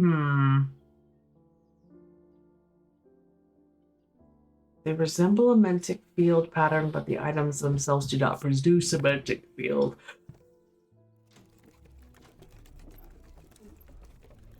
Okay.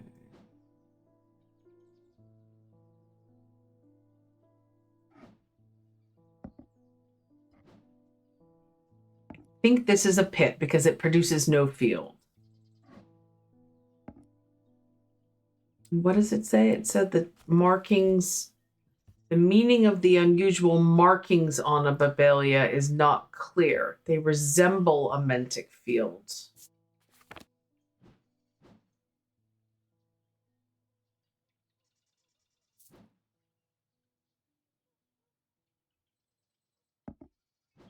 One second. Update a snooze on this real quick. I don't know if I can do that from in here. No. Oh, I can do it from here. Wanted to. Yeah, see, these symbols are paralysis. It didn't want to use paralysis.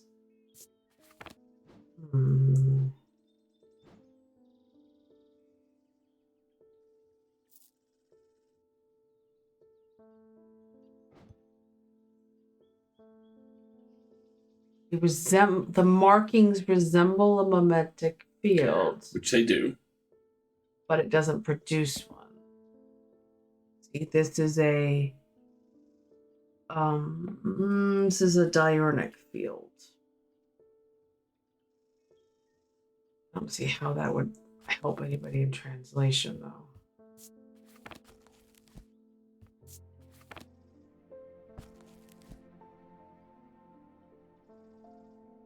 Unusual markings on a Babelia is not clear. Resemble a mentic field.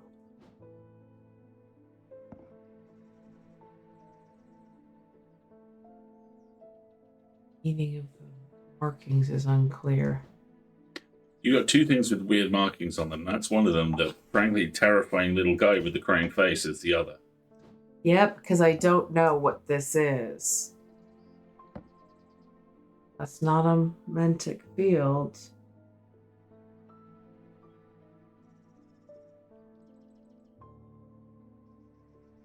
Meaning of the unusual.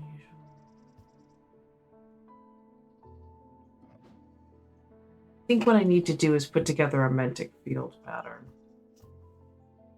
Just to be double super dog sure.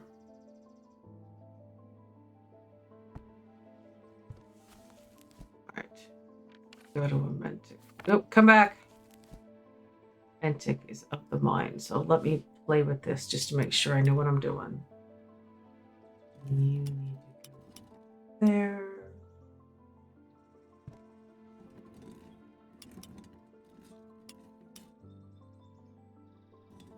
Base shape. That's a mentic field. Yeah.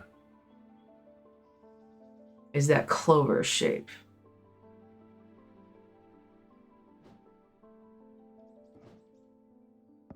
That resembles it.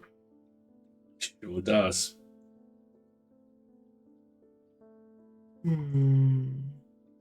But it doesn't itself produce a mentic field. See, that's diurnal.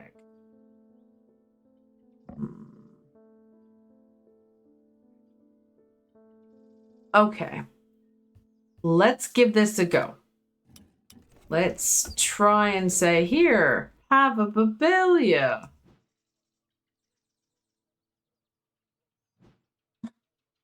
And if I get it wrong, I'm going to have to do the puzzle. That's a Babelia. The design on the item resembles a mentic field pattern. That means you can open the final chamber in the shop now, can't you? Thank you. I do hope this works. Here's a token of my appreciation. Something for you to ponder over. Your corpse? Ooh, I have an engraved gold brick. More importantly. Oh, yes. I was correct. I was correct. Excellent. So great. Excellent. And that looks like a moon puzzle.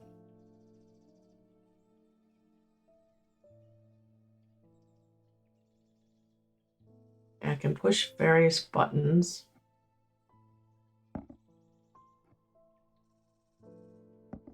No, not you. Stay there for a minute.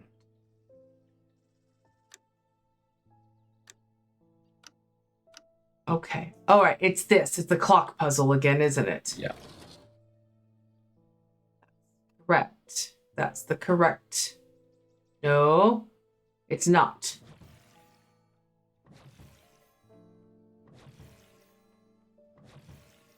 Maybe it is after all. That is correct. What time is that? Here. And here. Nope.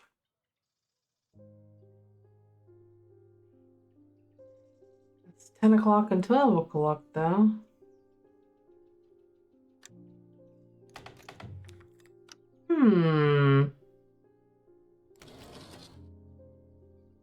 Broken. Because if I pull it once more and then switch it, see?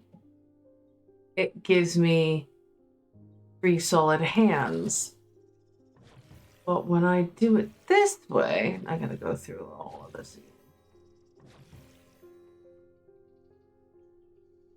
That's wrong.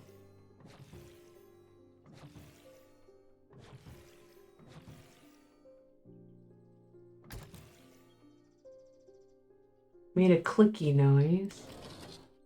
That hand's broken. You see? 10 and 12. Move. The only other thing I can think of, maybe it wants this? I don't think that's right, but I'll try it. That's 11, 10, and 9. Nope. How am I supposed to fix the clock?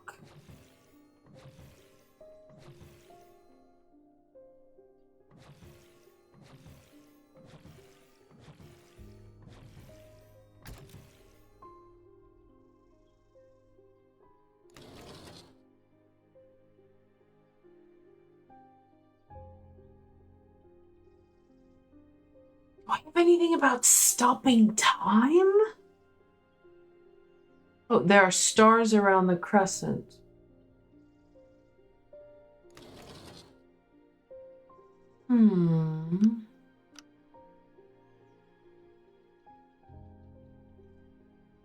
Yeah, but they don't seem to change.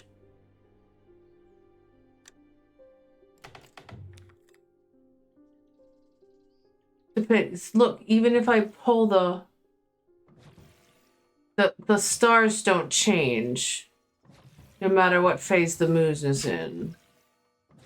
I think the stars are background. Have you clicked the buttons corresponding to the it makes hours? a clunking sound when you get to this position.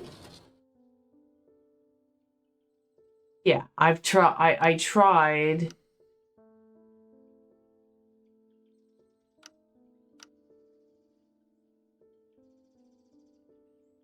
Noon and 10. See, the other hand keeps spinning.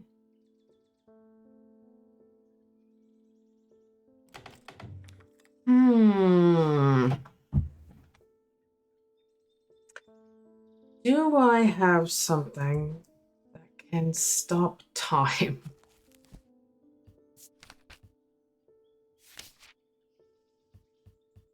Go to my index.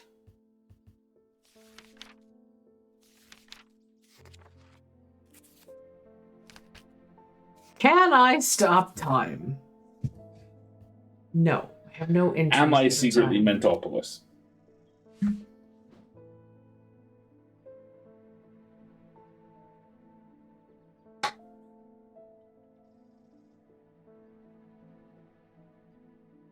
And all of these symbols are the same time measurement. Tim, you're not doing your job.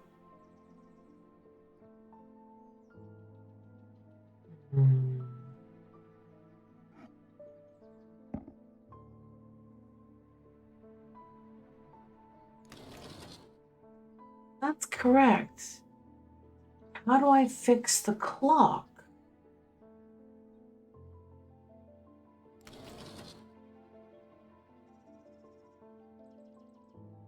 Jupiter, how do I fix the clock?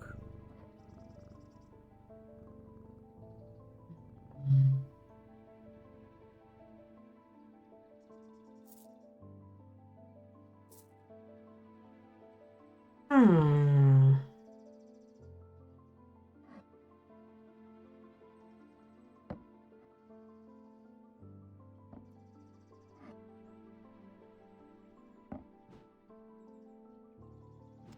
Where's that compass?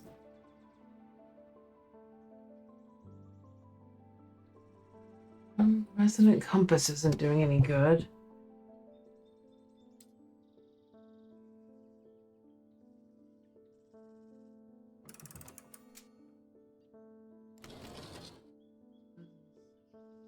We'll try it. Well, no, I already tried it, didn't I? Let me put it back. Can't think of any way to stop time. And it makes this clunking sound when I get here. And then I push the button, and then the clock is broken.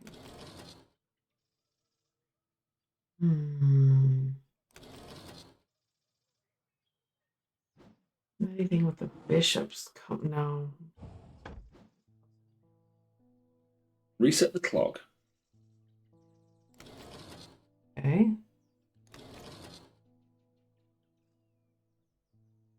What do you want me to do? Okay, that makes sense. I'm zeroing in on the solution.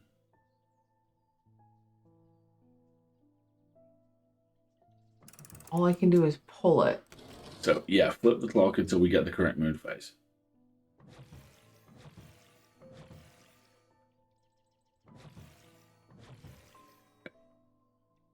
No, that's the opposite of the correct moon phase.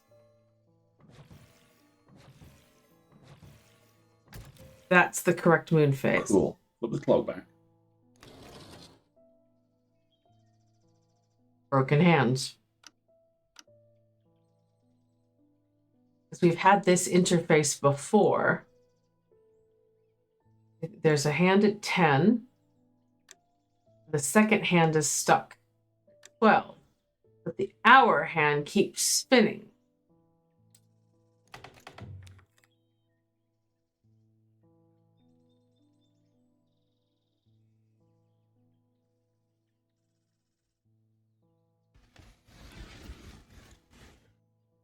I don't see any way to stop the clock. Which day are we on? Remind me. Day 13, Tuesday.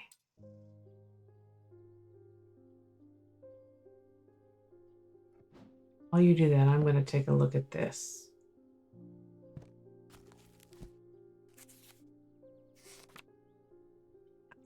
Fire and wax.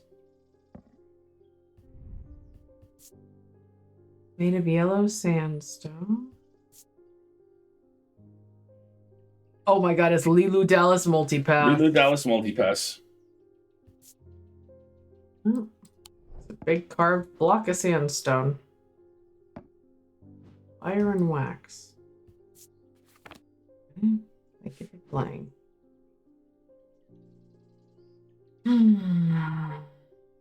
Gotta be some way to repair the clock. Yeah, I mean, that's the only other thing I can try is just randomly pushing the buttons. Seems cheaty, but...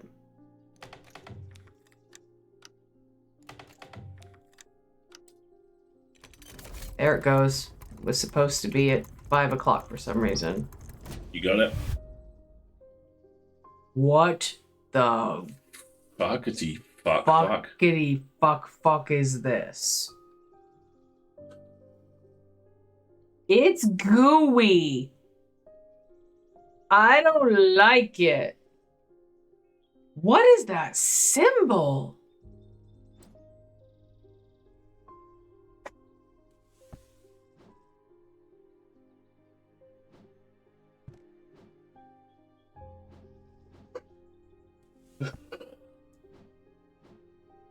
It looks a lot like you have to put objects in those.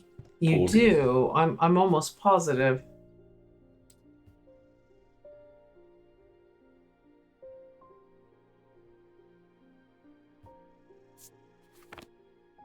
It does look a bit like the Stargate symbol. Yes, yes. My watch is yelling at me that it's time to go to bed, and I'm aware we're about to go over time, everybody. Sorry.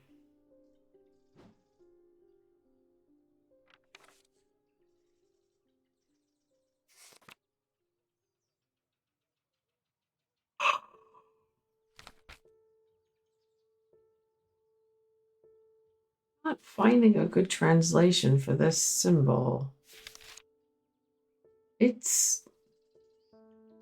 I don't like it. It's gooey. It looks kind of like fire. Because fire is just a straight up triangle, right? Fire. Then there's just a straight up circle. Kind of like death. It's kind of like fire and death together. Fire and death? No. I don't like it. I don't trust it. What is my boss doing?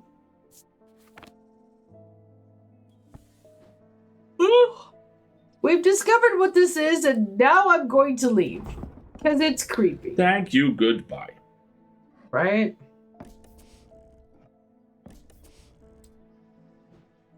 Where did the Papelia go? Well, I can get back to it whenever I want. And right now, I don't want to. It's the end of the day. Let's do the end of the day puzzle and then stop. How's that sound?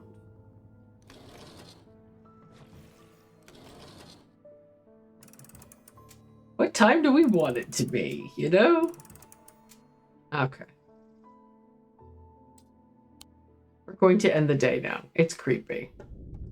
With dreams of earning his fortune long banished from his mind, the man brought the casket to a trusted friend, the curator of a museum in Undermere. Together, they looked for answers.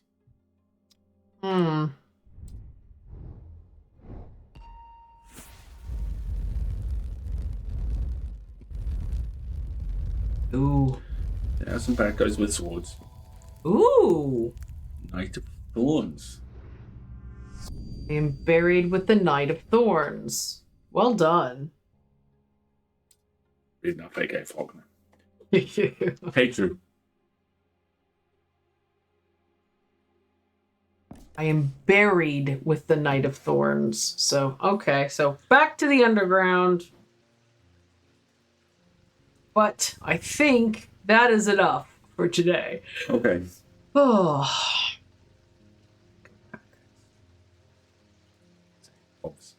Oh, it's autosaves.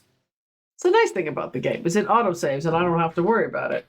What is my boss doing? A summary of the many Nothing good. I mean, honestly. Yeah. Why is there death and fire and a big gooey 4G looking thing in the shop? That looks biological. It does. It ooches. Beautiful word. I had to go back in my mind Tim Stoker going, well, that's fucked up. Yes, that is the Tim Stoker going, well, that's fucked up sort of moment. All right, so we've got the Jack of Thorns tomb to go find. Yes. I'm just going to take a quick little peek at the catacombs and... We have it. See, look! There's... Okay. Hold on, folks. We have to go back a second. Look at this symbol. It's the same one as the one we saw in the goo furnace. And there's flowers. Where's thorns?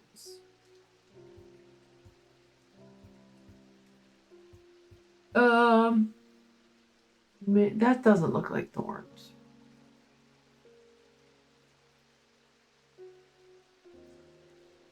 That's a knight. Look, he's got...